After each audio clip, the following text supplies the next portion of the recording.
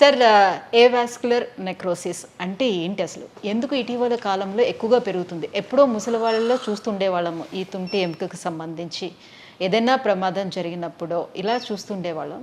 ఎందుకు ఈ మధ్యకాలంలో ఇది పెరిగిపోతూ వస్తుంది? ఏవాస్కులర్ నెక్రోసిస్ అంటే పేరులోనే ఉంది. వాస్కులర్ అంటే బ్లడ్ సప్లై, ఏ అంటే లేకపోవడం.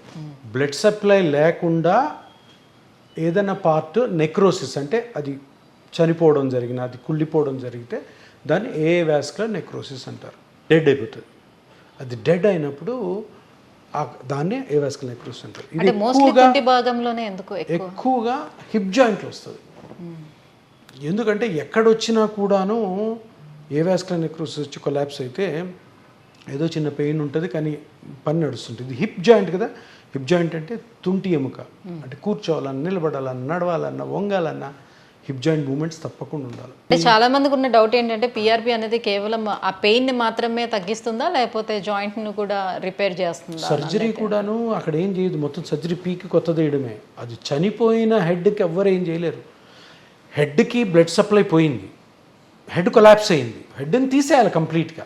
ఇక్కడ ఏముంది, తీసేయచ్చు, మంచిదే, సర్జరీ తీసి కొత్తది చేయొచ్చు. కానీ ఏది చిన్నది, నువ్వు 25 ఏళ్ళకి నీకు కోవిడ్ స్టెరాయిడ్స్ వల్ల, కోవిడ్ జబ్బు వల్ల, స్టెరాయిడ్స్ వల్ల నీకు ఏవాస్కులర్ నెక్రోసిస్ వస్తే సర్జరీ తీస్తే ఎంతకాలం సర్జరీ ఉంటుంది? సర్జరీ ఫెయిల్ అయిందంటే ఏం చేయాలి? అది క్వశ్చన్.